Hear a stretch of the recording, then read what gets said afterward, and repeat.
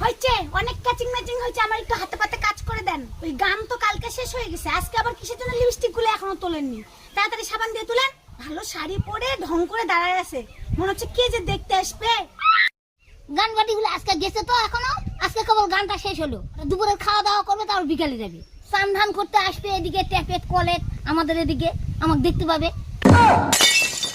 আচ্ছা মা, আপনি যে কোনো একটা অনুষ্ঠান লাগলে এরকম নাটকের মতন সাজগোজ করে যান, এরকম করে ঢঙ্গির মতন সাজে গুজে দাঁড়ায় থাকেন অমুকে আসবে তমুকে আসবে বলে, এই বুড়া বয়সে কি আপনি আর একটা বিয়ে করতে চান নাকি?